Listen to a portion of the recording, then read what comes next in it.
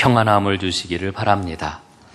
오늘 저는 여러분들과 함께 감사에 대한 말씀을 통해서 하나님의 뜻을 발견하고 은혜를 나누려고 합니다. 저는 어젯밤 광화문에 모여있는 인파들을 보고 그 보도를 보면서 참 감사하는 마음이 들었습니다.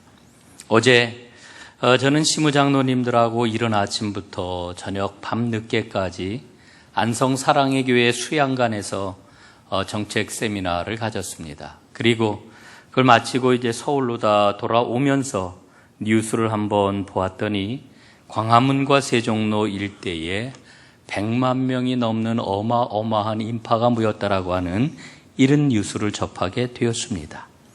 그 뉴스를 보면서 마음이 한편으로는 너무나도 아렸고 또 한편으로는 너무나도 울컥하는 감동이 들었습니다.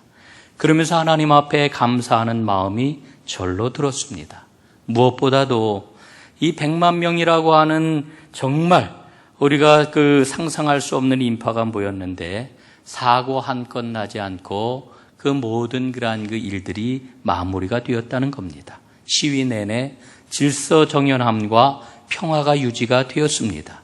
심지어는 그 많은 인파들 가운데서 어떤 분들은 자원하고 자청을 해가지고 쓰레기 봉투를 들고 다니면서 쓰레기를 담아 버려가지고 그 100만 명 넘는 사람들이 다 집으로 다 돌아가게 되었을 때에는 거리가 깨끗하게 정리가 되었다는 보도를 보았습니다.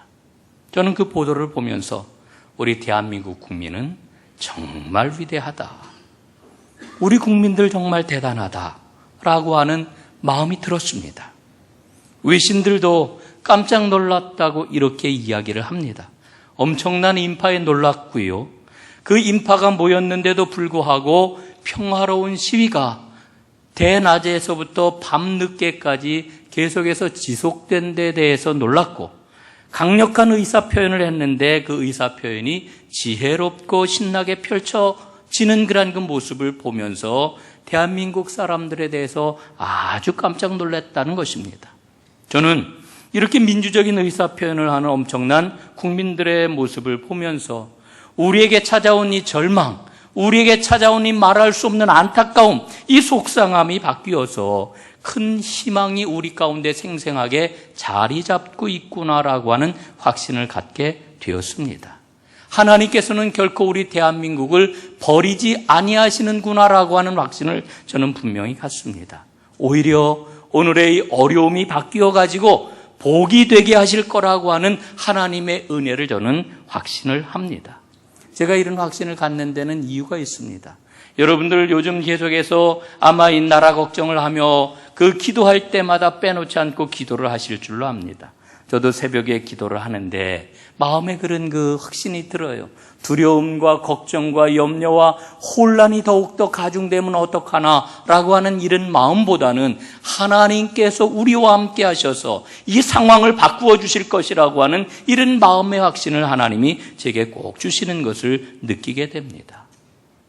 제가 두어 달 전쯤에 매일경제신문에서 중진국에 덫에 빠진 대한민국이라고 하는 특집 기사를 보았습니다. 한국의 경제 상황, 한국의 정치 상황을 보면서 대한민국이 추락하는 것 아닌가라고 하는 그런 진단 기사였습니다.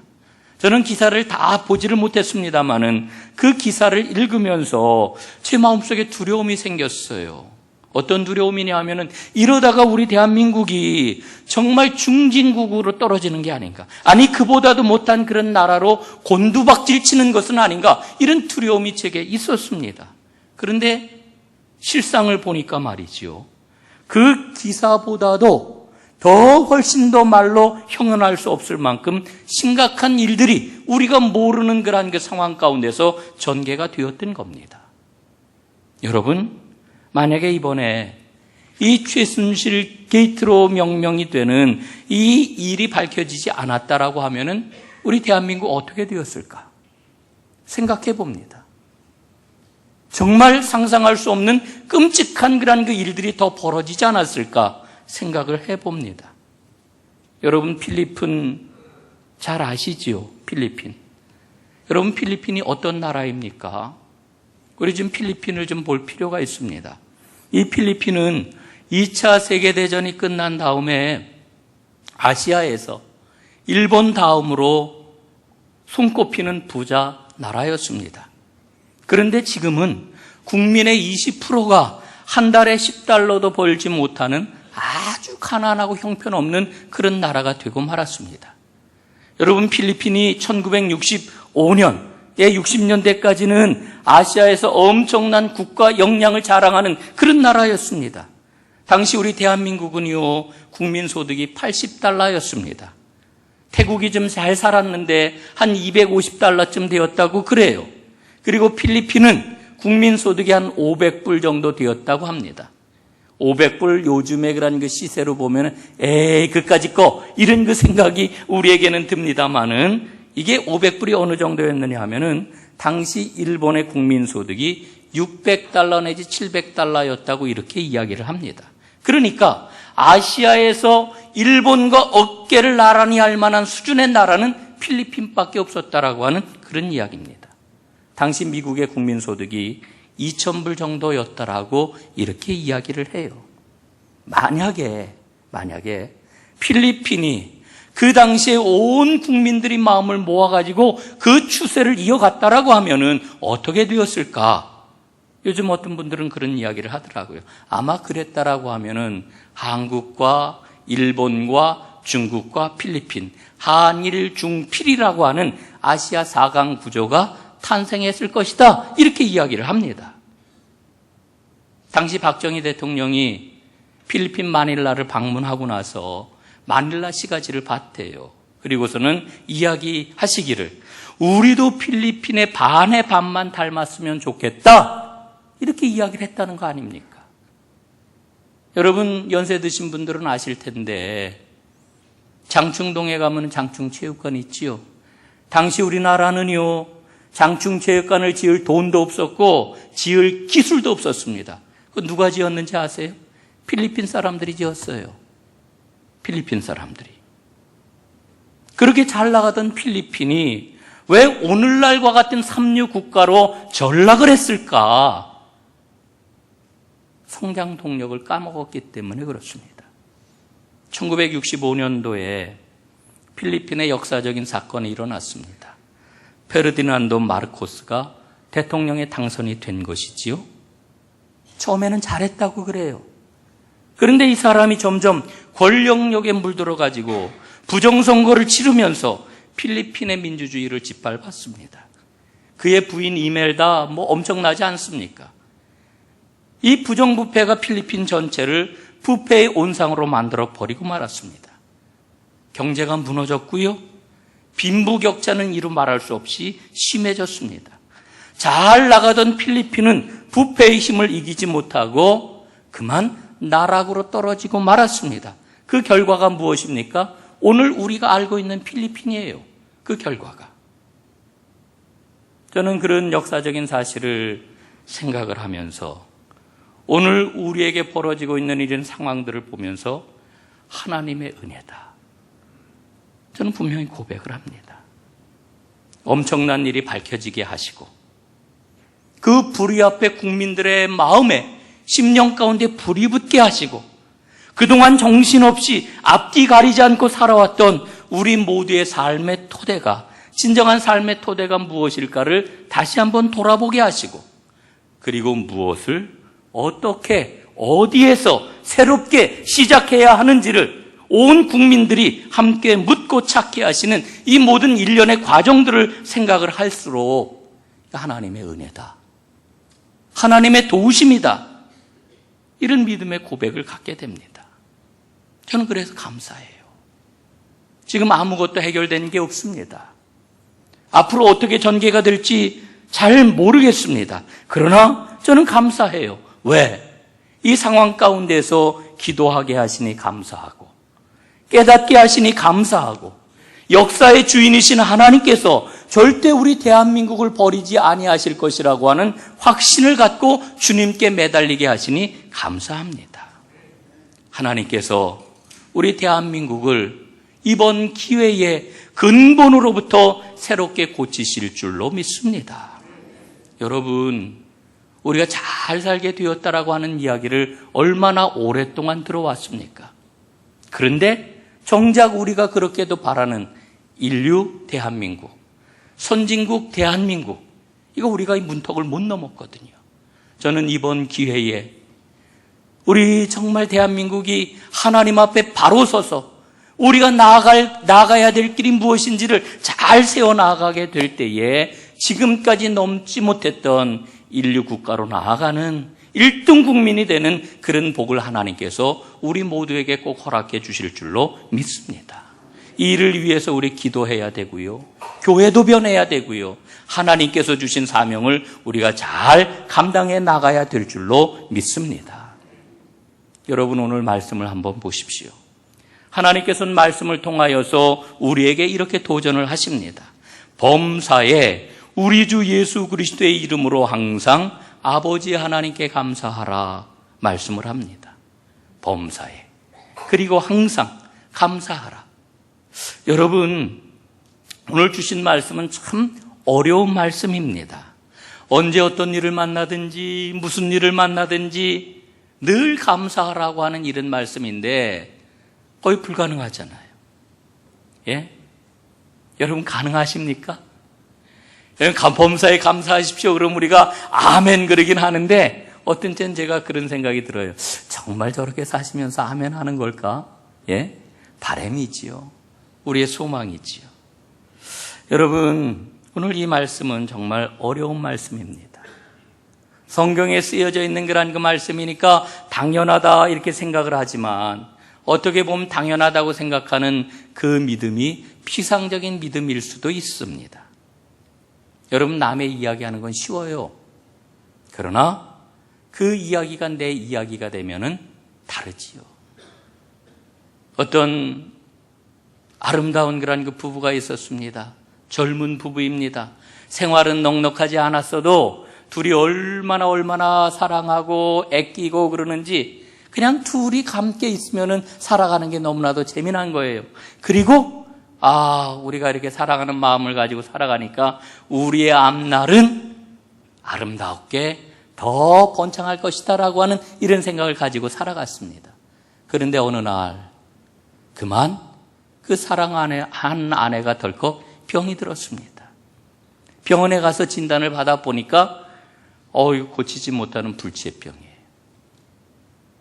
여러분, 사랑하는 아내가 덜컥 고칠 수 없는 병에 들었을 때 만약에 내가 그 남편이라고 하면은 여러분 내 입에서 감사가 나올 수 있을까요? 여러분 어떨 것 같습니까? 요즘 우리 젊은이들 너무너무 힘들죠. 제가 제일 안쓰러운 게 우리 아들도 이제 한참 나이가 이제 25 막 이러니까 하여간 그 또래 이렇게 우리 청년들을 이렇게 보면은요, 취직하기 얼마나 힘들어요. 스펙 쌓느라고 정신이 없어요. 이력서, 자기소개서, 입사지원서, 이런 거, 지금은 이력서라고 하나죠. 자기소개서. 이걸 수십 통씩 써가지고, 사람을 모집한다는 회사마다 다 원서를 내고 면접을 하고 막 이러는데 계속해서 떨어져요. 10번 떨어져, 20번 떨어져. 이렇게 떨어지는 그 청년들, 그 입에서 감사가 나올 수 있을까요? 여러분, 내가 그 청년이라고 하면, 내가 그 아들이라고 하면은, 여러분, 감사가 내게 나올 수 있겠어요? 이게요, 내 이야기가 되면은 달라요. 하나님은 범사에 감사하라 말씀을 하시는데, 항상 언제든지 감사하라 말씀을 하시는데, 제가 이 말씀을 가만히 보면서 어떤 생각이 드느냐 하면은, 하나님이 감사하라고 말씀을 하시는데 이거 너무 어려워요. 하나님 나를 괴롭히시려고 그러시는 거예요. 어떻게 생각해 보면은 이루어질 수 없는 이런 말씀을 주시는 걸 보면은 하나님이 우리를 괴롭히시려고 그러는 것 같아요. 여러분 그렇지 않습니까? 여러분, 그런데 하나님은 그렇지 않다고 말씀을 하십니다. 하나님께서 이 말씀을 그러면 우리에게 주시면서 우리에게 요구하는 건 과연 무엇일까요? 그것을 알기 위해서는 우리가 두 가지를 먼저 꼭 살펴봐야 됩니다. 첫 번째로는 감사를 하되 주 예수 그리스도의 이름으로 감사하라. 오늘 이렇게 말씀을 하고 있어요. 예수의 이름으로 감사하라. 주 예수의 이름으로라고 하는 이 말은 주 예수 때문에 라고 하는 말로 번역이 될 수가 있어요. 다시 말씀을 드리면은 우리의 감사는 예수님 때문에 하는 감사라고 하는 거예요. 하나님께서 우리에게 요구하시는 것은 예수님 때문에 감사하라, 이런 말씀이에요. 여러분, 우리는 예수님 때문에 하나님의 자녀가 되었습니다. 우리는 예수님 때문에 하나님이 누구인지를 알게 되었습니다. 그래서 그 예수님을 깊이 만나 그분의 사랑 가운데 거하게 되면은 우리는 감사하는 사람이 될 수가 있다라고 하는 거예요. 하나님은 그걸 우리에게 말씀하시는 거예요. 이 말씀과 연관이 되는 건데, 이 감사는 명령이라고 하는 겁니다. 아버지 하나님의 명령이에요. 여러분, 한번 생각해 보십시오. 예수님이 누구이십니까? 하나님의 아들이시잖아요. 그런데 그분이 하나님의 보내심을 받고 우리에게 오셨어요. 그리고 십자가에서 고통을 받으시고 십자가에 달려 죽으셨어요. 피 흘려 죽으셨어요. 그런데 하나님께서는 이 죽으신 예수님을 사흘 만에 살려내셨어요. 그리고 우리에게 약속을 하십니다. 누구든지 예수님의 그 죽으심과 예수님의 살아나심을 믿기만 하면은 용서함을 받고 구원을 받게 된다. 하나님의 자녀가 된다라고 하는 놀라운 약속을 주셨어요. 우리는 그 약속을 믿고 예수님을 구세주로 영접해서 하나님의 자녀가 되었어요. 이게 오늘 여러분과 저의 현 주소 아닙니까? 그런데 놀라운 것은 그 하나님의 자녀가 된 사람들에게 우리 주님께서는 무엇까지 약속을 해 주십니까? 볼지어다, 내가 세상 끝날까지 너희와 항상 함께 있으리라. 두려워하지 말아라. 놀라지 말아라. 여러분, 오늘 주님이 나와 함께 하시는 줄로 믿습니다. 내가 어떤 상황 가운데 있든지 주님은 나를 떠나지 아니하시고 나를 외면하지 아니하시고 나를 버리지 아니하시고 나를 돌보시고 나와 함께 하시는 사랑의 능력의 주님이신 줄로 믿습니다. 그 주님과 함께 있기 때문에 감사하라고 오늘 하나님께서 명령을 해주고 계시는 겁니다. 여러분, 이 믿음이 있다라고 하면은요, 우리는 예수님이 나와 함께 계시다라고 하는 믿음을 가지고, 내게는 모든 것이 다 있구나. 나에게는 모든 것이 다 가능하구나. 예? 내게 능력 주시는 자 안에서 내가 모든 것을 할 수 있느니라 말씀하시잖아요. 여러분, 예수님은 우리를 가장 사랑하시는 하나님이신 줄로 믿습니다. 여러분이 예수님을 진정으로 우리가 만나서 그분을 심령에 모셨다라고 하면은 우리는 감사할 수가 있게 되는 거지요. 이게 살아있는 믿음입니다. 이게 진정한 감사라고 하는 거지요. 오늘 하나님께서는 이와 같은 명령을 우리에게 주고 계셔요. 하나님께서 감사하라고 하는 말씀은 권면이 아니에요. 부탁도 아니에요. 제안하는 것도 아니에요. 명령입니다. 명령. 여러분 직장생활 하시는 분들 아실 거예요. 상사가 업무에 대한 명령을 내리면 어떻게 해야 됩니까? 싫어도 해야지요. 예? 나 이거 못합니다. 그럼 어떻게 해야 돼요? 한두 번 그러다 보면은 그냥 옷 벗고 나오는 거지요, 예? 여러분, 우리가 직장 생활을 하면서도 상사가 내리는 업무에 대해서는 순종하고 해야 되는데, 여러분, 하나님께서 오늘 우리에게 주시는 이 명령을 우리가 허투루 다 듣는다라고 하면 되겠어요? 여러분, 예수님을 모시고 예수님의 은혜 가운데서 주님께서 주시는 그 능력으로 오늘 하나님이 명령하시는 감사의 삶을 살아가는 여러분들 되시기를 간절히 바랍니다. 그런데요, 그 믿음을 우리가 잘 알고 있음에도 불구하고 우리는 늘 상황과 환경에 따라서 감사를 해요. 그러니까 감사가 왔다 갔다 한다는 이야기지요. 여러분, 세 가지 감사가 있다라고 하는 이야기 너무나 잘 알고 있어요. 예? 첫 번째는 어떤 감사입니까? 뭐뭐를 해주시면 감사하는, 조건적인 감사, if의 감사. 또 뭐뭐를 해주셨기 때문에 감사하는 because에게라는 그 감사, 이런 감사 우리가 잘 알고 있습니다. 저는 어렸을 적에 옛날에 참 어려웠잖아요. 여러분, 우리 부목사님 때문에 생각이 났는데, 지난 수요일 날 옷을 해 입는 그런 그 시기가 1년에 2번이에요. 설빔, 추석빔. 예? 그때 옷 이렇게 얻어 입으면 얼마나 좋아요.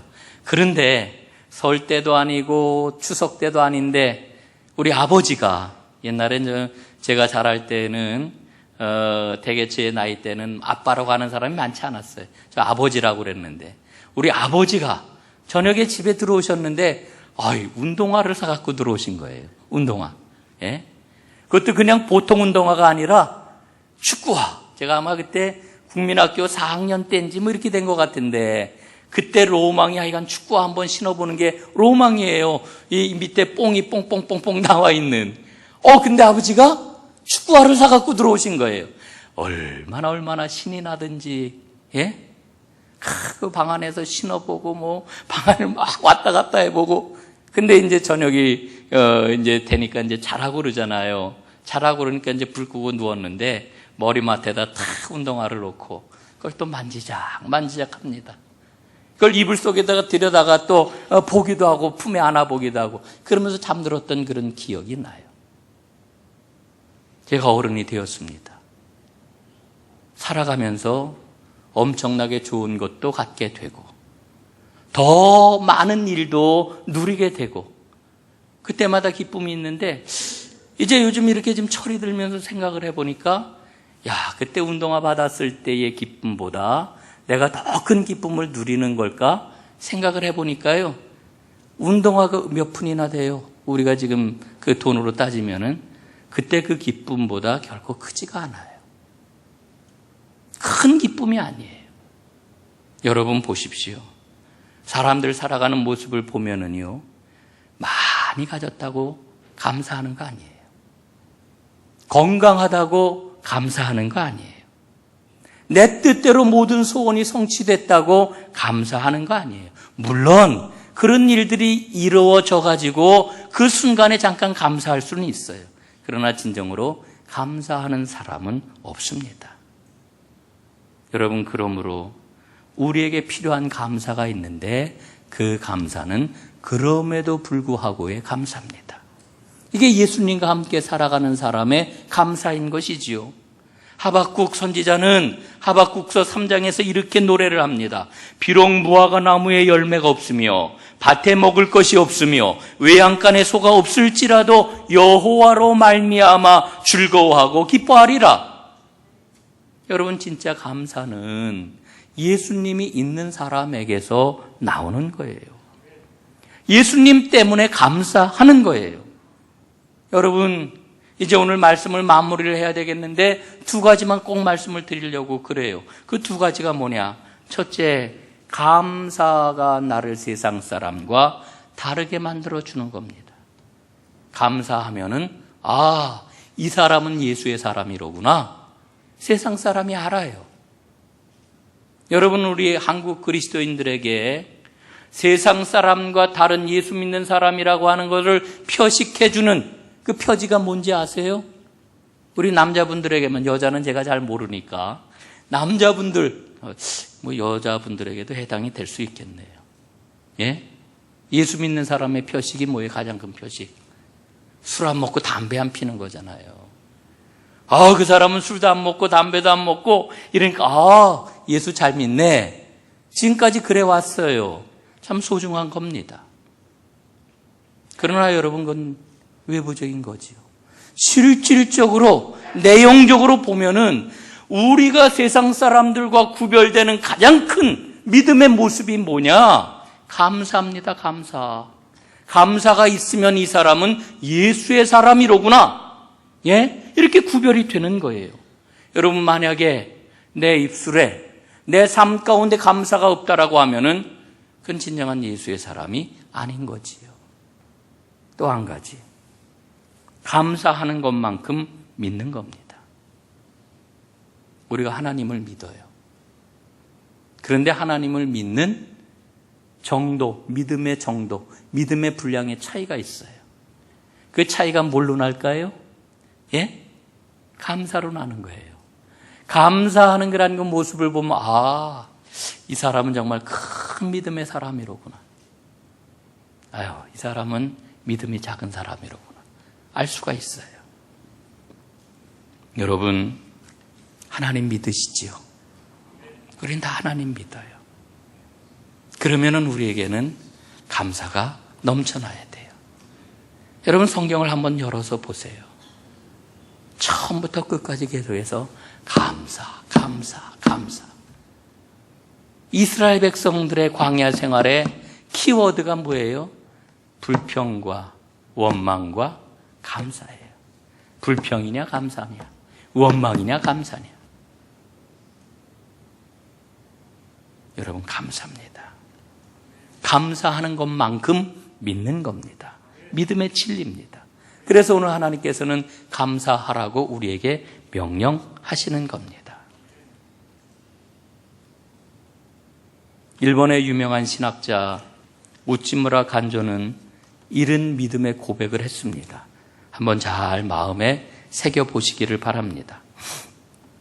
하나님께서 만일 인간을 저주하신다면 질병이나 실패나 배신이나 죽음으로 저주하시는 게 아니다. 하나님이 계신 것을 믿지 못하는 불신앙으로, 또 성경을 읽어도 귀에 들어오지 않는 막힌 귀로, 또 감사하는 마음이 전혀 생기지 않도록 메마른 마음으로 저주하실 것이다. 여러분, 감사하지 못하는 게 저주래요. 여러분, 감사해야 합니다. 흔히 교회력으로 11월을 감사의 달이라고 이렇게 이야기를 해요. 한 해를 마무리하고 새로운 해를 내다보면서 하나님 앞에 삶을 정리하는 모습이 감사라고 해서 감사의 달이라고 그래요. 우리 교회는 11월 셋째 주일을 해마다 추수감사 주일로 지켜요. 다음 주일입니다. 여러분, 이 한 주간 매일매일 아침 저녁으로 여러분, 하나님 앞에 한번 우리의 삶을 좀 돌아보았으면 좋겠어요. 결산을 한번 해봤으면 좋겠어요. 내가 지금 감사하면서 살아가고 있는지, 나에게 감사할 것은 무엇인지, 나는 감사의 사람인지 불평의 사람인지 한번 돌아보았으면 좋겠어요. 그래서 우리의 이 감사의 신앙을 잘 모아서 하나님 앞에 고백하고 하나님 앞에 나 자신을 드리고, 그러므로 하나님 앞에 감사의 사람으로 새롭게 발돋움하는 귀한 은혜의 주일이 되었으면 좋겠어요. 여러분, 이렇게 우리의 삶을 한번 돌아볼 수 있기를 바랍니다. 감사하는 사람이 하나님의 사람입니다. 감사할 때 우리는 반드시 살게 될 것입니다. 이 은혜가 여러분 모두의 것이 될 수 있기를 주의 이름으로 축복합니다. 기도하겠습니다.